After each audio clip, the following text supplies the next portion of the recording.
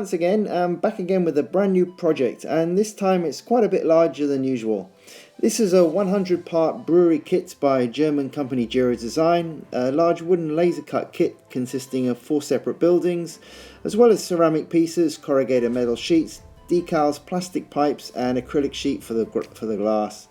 I assembled all this a while ago, and there's a YouTube video on my channel about this, which I'll put a link to in the notes below. It takes a number of hours to put it all together, but the instructions are straightforward and you end up with a nice little quality series of buildings. So the problem I had was coming up with a story or a scenario to base this on. Potentially it might have had to be a non-military diorama for once, but then a certain figure company released a new figure set and the light bulb went off. So scouring the internet for suitable figures to accompany the scene and using a few spare ones I had already, I came up with the title Distraction. We'll have a look in a minute at most of those figures and kits to be used, but I've decided to keep the key components quiet for now, not to reveal the complete story just yet, but to keep that for a later video. The main action will be happening here at the front, and we'll have all the eyes concentrating on this from the figures. The first kit was an easy pick. This is Miniart's 3-wheel beer delivery truck. Comes with 3 paint colour suggestions and the appropriate decals to match. Originally I thought these might be fictional beer companies, but they are all actually legitimate, so you can't really mix and match them. The instructions have clear, detailed images on each colour scheme, and unfortunately I thought I'd recorded putting together the cab, but I hadn't. So here's what it looks like in sub-assemblies, painting them in the next video before gluing them all together. Next up are 2 perfect figures for this project, Miniart's Men with Barrels, kit number 38070. The set comes with 4 barrels in 2 different sizes, plus decals too for the barrels themselves.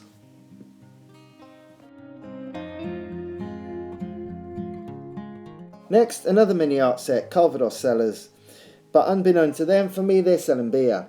Kit number 38071, a number of crates and bottles are included in the set, as well as the wooden cart.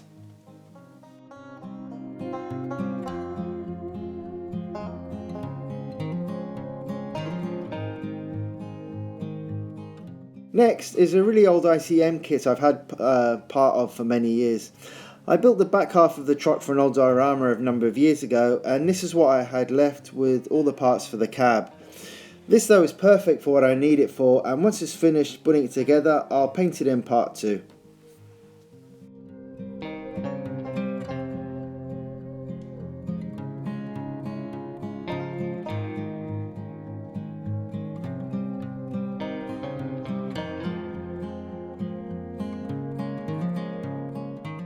Another figure I've got from an old diorama is this old guy, part of Master Box's civilian set.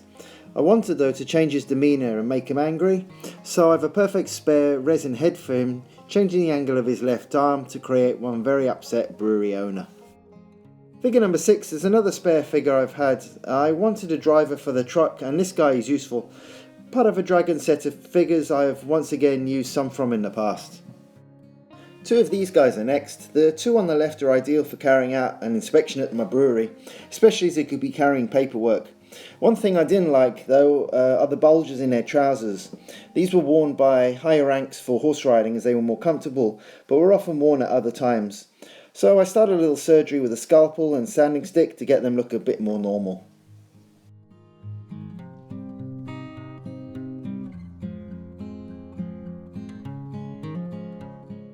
Another thing to remove is the straps for the binoculars, just a little more work again with the scalpel.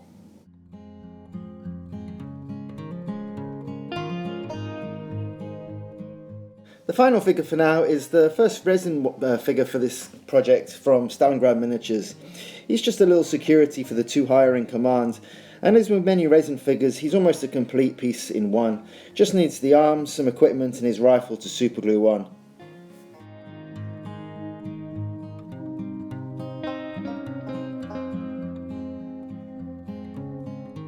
So these 4 are pretty much done now, but the other 5 are getting new heads.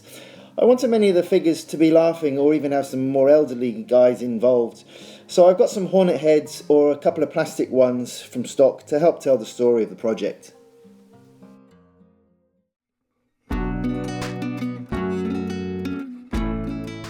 So this is an idea of how the overall scene is going to pan out, with many of the figures and extras in place.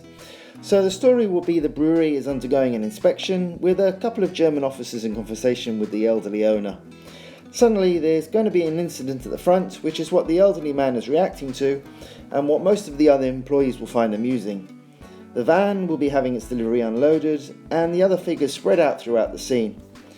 Here on the end, where the barrels are, I'm going to build a store out of foam and plaster, and in this open store is where the reason for the distraction at the front is going to be. A reason to keep the Germans otherwise occupied while something's going on in here. So I did an internet search for old brewery images, and these came up. A few Miniart kits would need to be involved here, and probably use up all their backstock for this one, but they're still pretty impressive to look at. So what you can read about in building and creating dioramas is having a focal point, and all these guys are all focusing on one thing front and centre, which draws the viewer's eye to the same thing going on here. Another good piece of advice I've learned is to have the figures in the scene there for a reason, and not just as a filler. All these guys, from the driver to the workers to the officers, have a part to play. For the floor, I'm going to pave over the wood with plaster-made cobblestones and plastic card. Giro Design sell a number of paving slabs, cobbles and stonework on their website. There is a bag of slabs that come with this kit, as you'll see on my previous video constructing the buildings, but I like the idea of larger plastic slabs mixed in with the cobbles. A major issue with these buildings, however, for me, is there are no backs to them. Ideal, I guess, if you want to create an interior for them all, which would mean a huge amount of extra work. So to neaten it all up, I unfortunately got some thin pieces of wood I bought previous from Amazon that's almost identical to the buildings, which I'll use to block everything off.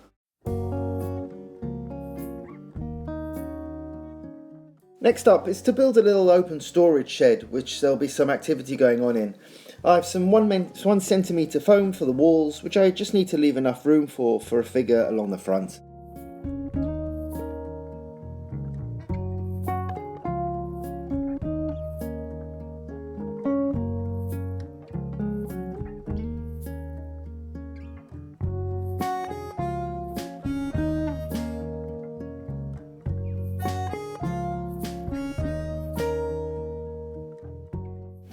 Another issue which you may have noticed is the tallest building at the back is out of alignment with the other two, meaning it's not all flush at the back, which creates a gap.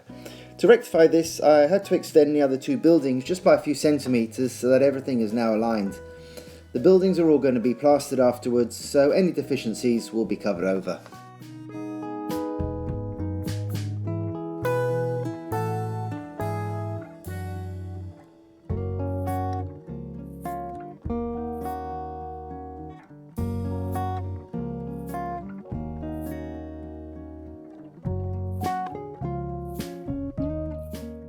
I'd obviously used all the kit's roof tiles on the original construction, but needed to extend this one further still.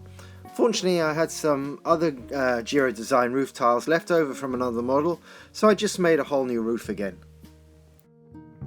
I wanted to have a small visible interior to this building, as I wanted the doors at the front slightly ajar. Nothing special, but I could use a couple of the barrels for detail, and I'll replace the kit's doors with plastic ones and do the same for the shed's entrance.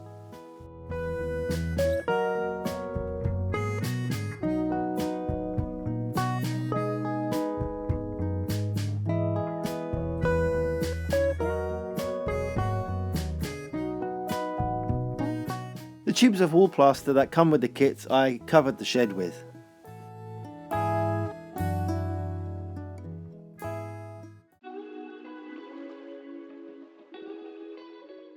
In my spares I had some thicker plastic sheet, which is fortunately the same thickness as the cobbles I wanted to use, so I began to lay out a plan on the board.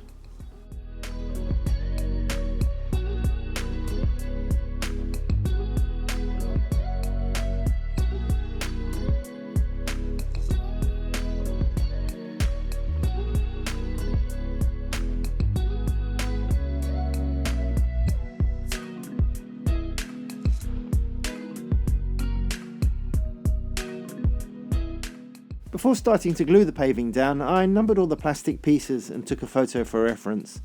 This proved invaluable for later on when I started to glue everything into place. Now I had an issue with the door. It was still at the old ground level, so the building needs to be raised up the same height as the paving.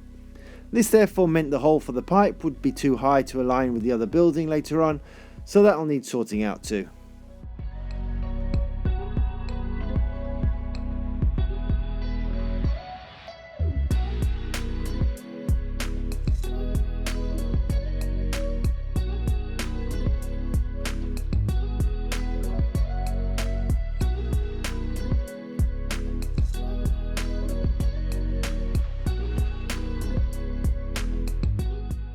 Now the glue is dry, it's all ready to fill all the gaps.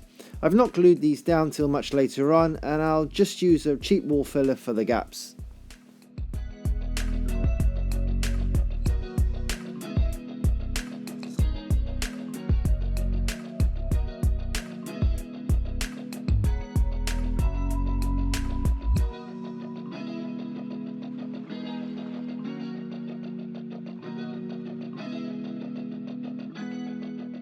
Before I finish this first video, I'll give the first building a coat of plaster that came with the kit. It seemed to dry very quick, so I worked in sections to make that easier. I also found wetting the trowel helped to smooth things a little easier too.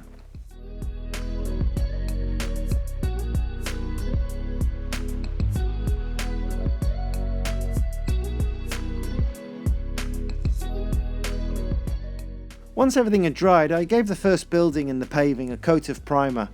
Not the eventual colour, but at least a base to work on. The backs of the buildings were also measured up with the wood, but not all glued in place just yet, as I need to add the window glass once the buildings are painted.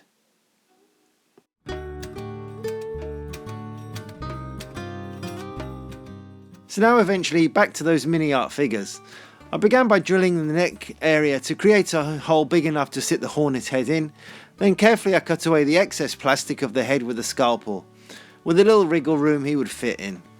All that was left to do was just to give him a little haircut to fit the cap from the Miniart kit, a little filler to fill some gaps, and he'll be ready to give a prime coat of paint in part 2. As you can see, the hornet heads give so much more expression than if I'd used the Miniart kit heads. For this guy, because he's no proper shirt on, I'll have to copy the original shape of the head to try and get the angle right.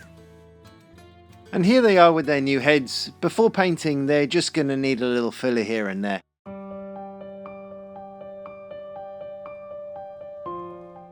So that's it for now. Hope you've enjoyed the build so far in establishing a scenario. So just for a recap, the factory owner is in discussion with the officers. They'll all be carrying paperwork of some sort, and in front the van is being unloaded with crates and bottles, and other workmen are busy doing their own thing.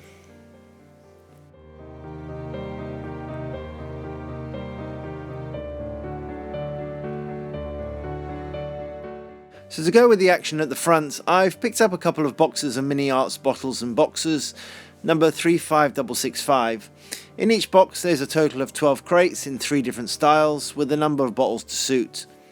A number of sprues in each box will make plenty of crates to have around, with loads of red and green bottles to fill some of the crates, and a sheet of decals too. Over here in the storage there'll be a number of other boxes, barrels and crates, and I've also put a little clue as to actually what's happening in this story. I've permanently glued these 2 rear buildings together now to help line everything up, and these buildings are ready to plaster over in the next video, and then the pipes can be added much later on too. So that's it. Hope you've enjoyed. Any suggestions or ideas in the comments section are always welcome. I think it's looking okay. Obviously plenty of work to be getting on with, but hopefully it'll be worth it. Looking forward to plaster the remaining buildings, getting some paint down and finishing the 2 vehicles. That's all to come in part 2. Thanks again for watching. Keep up to date on updates on Facebook and Instagram, and I'll see you again for part 2.